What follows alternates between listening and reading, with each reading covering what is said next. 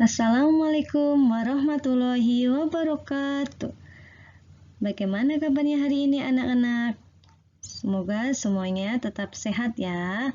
Oke, di pertemuan sebelumnya kalian telah mempelajari pengertian dan juga struktur surat lamaran pekerjaan. Untuk hari ini kalian akan mempelajari tentang bagaimana sih cara membuat surat lamaran pekerjaan yang benar itu. Disimak ya video ini baik-baik.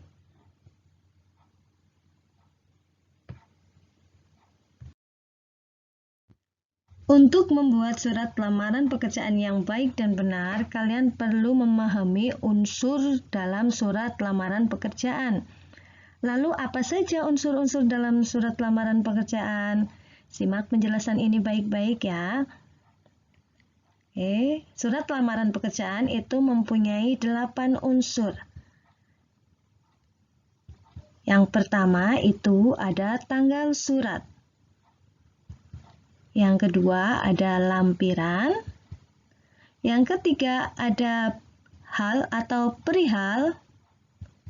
Yang keempat ada alamat surat. Bagian selanjutnya itu ada salam pembuka. Unsur yang keenam itu isi surat atau bagian inti dari surat lamaran pekerjaan. Bagian yang ketujuh itu ada salam penutup. Yang terakhir itu ada nama terang dan tanda tangan. Oke, Ibu akan menjelaskan masing-masing dari unsur-unsur surat lamaran pekerjaan.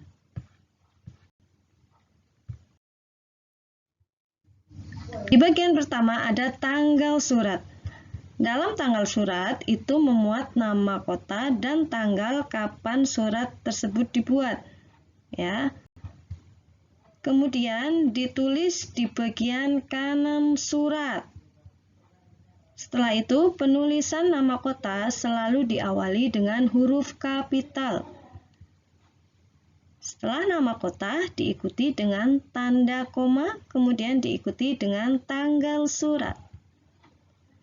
Untuk penulisan bulan itu sendiri ditulis dengan menggunakan huruf kapital. Contoh ya, Januari, Februari. Jadi tidak menggunakan angka. Sekarang kalian perhatikan contoh penulisan tanggal surat yang tepat. Seperti itu ya, ditulis di bagian kanan surat. Kemudian untuk penulisan kota itu diawali dengan menggunakan huruf kapital. Oke, silakan. Beberapa penulisan tanggal surat yang keliru. Ya. Biasanya kalian akan menemukan penulisan tanggal surat itu bulannya ditulis dengan menggunakan angka. Ya, setelah tanggal biasanya diikuti dengan garing ataupun tanda strip. Perlu diingat ya, penulisan tersebut itu salah. Bisa dipahami ya anak-anak penulisan tanggal surat yang tepat? Oke, sekarang kita ke bagian surat yang selanjutnya. Itu ada lampiran. Apa sih lampiran? Lampiran itu merupakan tambahan yang bisa dilampirkan dalam surat lamaran pekerjaan. Misal ketika kalian membuat lamaran pekerjaan itu kan diminta untuk melampirkan beberapa berkas seperti fotokopi KTP, kemudian fotokopi ijazah, kemudian ada lagi fotokopi sertifikat-sertifikat yang lain. Nah, berkas-berkas inilah yang dinamakan dengan lampiran ya, perlu diingat. Kemudian bagaimana cara menulis lampiran yang tepat ya? Yang pertama, penulisan lampiran itu tidak perlu disingkat. Ya, beberapa ditemui kasus penulisan lampiran itu disingkat menjadi lam. Itu tidak perlu. Kita tulis saja langsung lampiran. Kemudian setelah lampiran itu diikuti dengan titik 2. Jumlah lampiran itu ditulis dengan menggunakan huruf, bukan menggunakan angka. Misal, 1 lembar, 2 lembar, 1 bendel, dan lain sebagainya. Untuk penulisan lampiran yang tepat, kalian bisa lihat di contoh yang sudah Ibu berikan.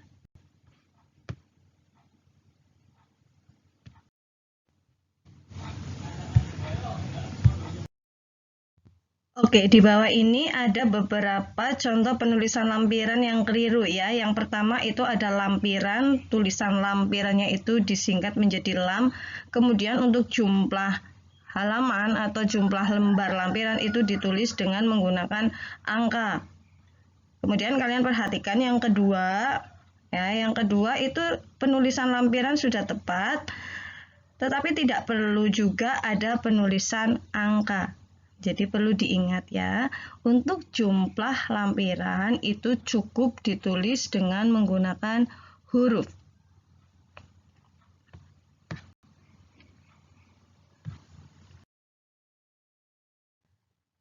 Unsur surat yang ketiga yaitu perihal atau hal. Hal atau perihal itu sama dengan judul surat. Contoh penulisannya ada di sebelah kanan. Kenapa hal dalam contoh tersebut itu ditulis lamaran pekerjaan? Karena surat yang akan kita cantumkan adalah surat lamaran pekerjaan, maka tentu yang perlu kita cantumkan adalah lamaran pekerjaan. Dan perlu diingat, untuk penulisannya itu juga harus sesuai dengan prinsip penulisan judul, yaitu menggunakan huruf kapital di setiap awal kata. Ya, perhatikan kalian ya, itu L dan P-nya itu harus menggunakan huruf kapital.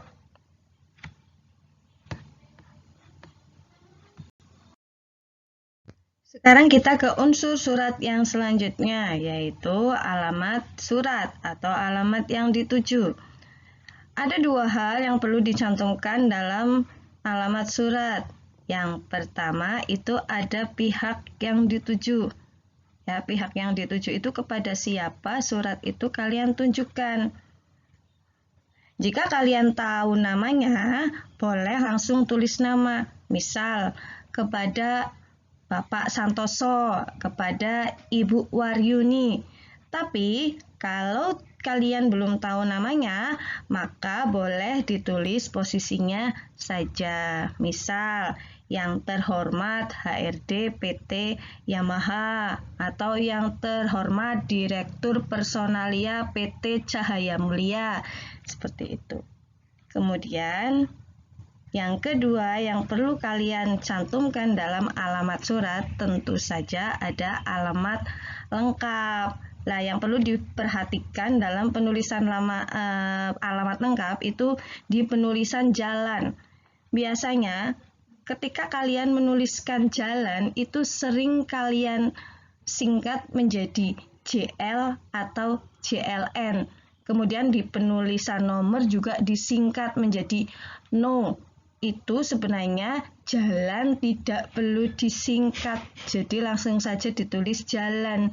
Kemudian untuk nomor juga tidak perlu ditulis langsung saja, tulis nomornya berapa. Misal Jalan Mandurorejo nomor 56, langsung saja ditulis Jalan Mandurorejo 56. Ya. Sekarang kalian perhatikan contoh penulisan alamat surat yang tepat, yaitu ada seperti itu.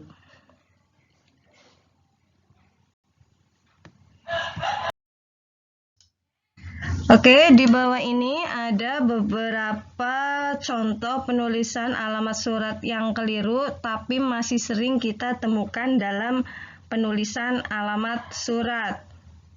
Yang pertama itu ada kepada yang terhormat HRD PT Yamaha Jalan Mandurorejo 56 Jakarta Selatan. Coba kalian perhatikan penulisan alamat surat tersebut. Kira-kira yang salah di mana? Kalau dari penjelasan Ibu tadi, penulisan jalan dan juga nomor itu sudah tepat. Kira-kira salahnya di mana? Salahnya itu ada pada penulisan kepada yang terhormat, ya.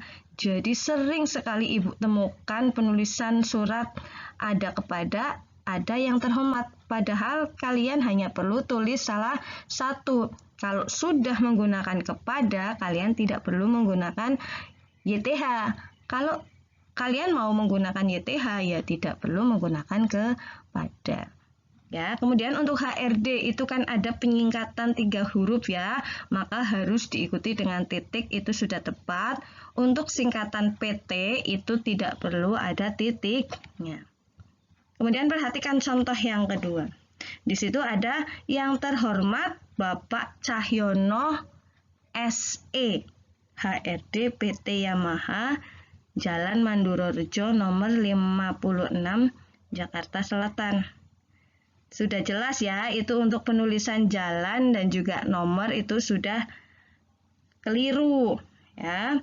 Kemudian selain penulisan jalan dan juga nomor itu ada juga kekeliruan yang lain, yaitu ada pada penulisan Bapak di situ. Kenapa salah? Jadi sapaan itu tidak perlu ditulis kalau sudah ada gelar. Di situ kan sudah ada gelar ya, SE, maka tidak perlu kalian tulis Bapak, langsung saja yang terhormat Cahyono SE. Kalau misalnya mau menggunakan Bapak, berarti gelarnya tidak perlu dicantumkan. Misal, yang terhormat Bapak Cahyono, seperti itu. Kemudian di contoh yang kedua itu juga masih ada penulisan yang salah. Ya, coba kalian perhatikan kira-kira di bagian mana lagi yang salah. Iya, betul. Itu ada pada penulisan PT. Ingat ya, penulisan PT itu tidak perlu diberi tanda titik di belakangnya. Oke.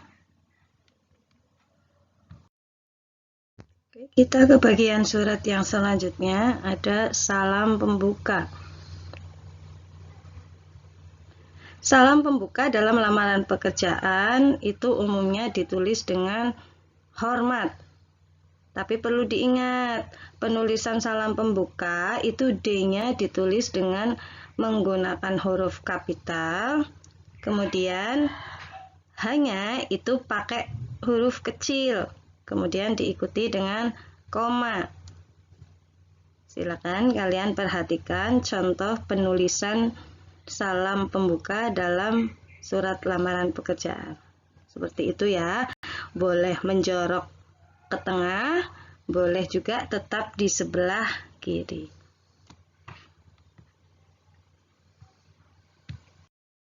Selanjutnya atau bagian inti itu ada isi surat ya, sudah pasti ini adalah bagian penting dari sebuah surat lamaran pekerjaan. Isi surat ya, isi surat itu terdiri dari 3 bagian. Yang pertama ada pembuka surat, yang kedua isi surat, dan yang terakhir penutup surat. Silakan setelah ini kalian perhatikan contoh isi surat yang sudah Ibu berikan di slide selanjutnya.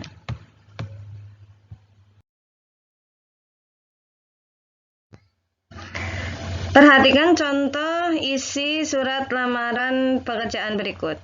Ya, di bagian yang pertama itu ada pembuka surat, kemudian ada bagian inti isi surat, yang terakhir itu ada penutup surat. Nah, pada bagian isi surat itu ada hal-hal yang perlu kalian perhatikan. Yang pertama yaitu pada bagian pembuka surat itu harus memuat informasi dari mana kalian mendapat informasi mengenai lowongan pekerjaan yang kalian lamar. Misal, kalau kalian mendapatkan informasi melalui surat kabar, maka perlu kalian cantumkan surat kabarnya apa, kemudian dimuat pada tanggal berapa. kalian perhatikan contoh isi surat yang bertuliskan pakai huruf merah ya. Itu bisa dilihat bahwa informasi lowongan pekerjaan itu didapat melalui harian Suara Merdeka tanggal 5 Agustus 2021. Biasanya sumber informasi itu bisa didapat dari koran ataupun melalui pengumuman. Itu kalau informasinya dari koran itu bisa langsung ditulis sehubungan dengan informasi atau berdasarkan informasi pekerjaan sebagai apa, seperti itu. Kalau misalnya informasinya itu dari pengumuman, maka kalian bisa menulis setelah membaca pengumuman, seperti itu ya. Kemudian di bagian pembuka yang perlu ada itu posisi yang akan kita lamar. Perhatikan tulisan yang berwarna ungu ya. Di situ dijelaskan bahwa posisi yang ingin dilamar itu sebagai master teacher bahasa Indonesia. Kemudian yang ketiga yang perlu ada itu adalah frasa bahwa kalian ingin melamar posisi tersebut. Ya, di situ ditulis, maka dengan ini saya mengajukan permohonan lamaran pekerjaan. Sekarang kita ke bagian inti atau isi surat. Di bagian inti surat, kita akan menuliskan hal-hal yang perlu perusahaan tersebut ketahui tentang diri kita. Yang pertama tentu saja ada identitas ya. Dalam identitas itu yang perlu dicantumkan itu cukup nama, tempat tanggal lahir, alamat, dan pendidikan terakhir. Selain identitas itu kita perlu mencantumkan kelebihan kita sehingga perusahaan itu tahu pengalaman kita itu apa saja, kelebihan kita apa saja. Perhatikan tulisan yang berwarna coklat ya. Di situ tertulis saya memiliki pengalaman kerja sebagai tutor mengajar selama di Bimber selama 2 tahun. Saya juga mampu mengoperasikan komputer dengan baik. Ya, kelebihan-kelebihan yang kita miliki itu perlu dicantumkan sehingga bisa menjadi bahan pertimbangan oleh perusahaan. Kemudian selain identitas dan juga apa saja yang perlu perusahaan tahu tentang diri kita, dalam isi surat itu biasanya juga melampirkan beberapa berkas. Ya, biasanya perusahaan minta dilampirkan beberapa berkas seperti fotokopi KTP, kemudian fotokopi ijazah, fotokopi sertifikat, maka perlu dicantumkan di bagian isi surat. Ya, kemudian kita ke bagian yang terakhir, penutup. Biasa ya, penutup itu berisi tentang ya ucapan terima kasih dan juga harapan kalian bahwa kalian akan mendapat pekerjaan tersebut. Ingat, dalam penutup surat itu biasanya kalian akan menemukan kalimat seperti ini. Atas perhatiannya kami ucapkan terima kasih. Jadi jangan menggunakannya. Kita harus spesifik, yang kita tuju itu siapa. Kalau kita tahu dia laki-laki ya berarti atas perhatian bapak. Kalau perempuan atas perhatian ibu. Tetapi kalau misalnya kita tidak tahu ya kita tulis saja atas perhatian bapak atau ibu saya ucapkan terima kasih. Dalam mengucapkan terima kasih pun tidak perlu berlebihan. Tidak perlu sampai saya mengucapkan terima kasih yang sebanyak-banyaknya, tidak perlu. Cukup saja saya mengucapkan terima kasih seperti itu. Untuk bagian selanjutnya itu ada salam penutup. Salam penutup bisa ditulis dengan hormat saya. Kemudian untuk aturan penulisan sama dengan salam pembuka ya, hanya menggunakan huruf kapital, S-nya menggunakan huruf kecil, kemudian diikuti dengan koma.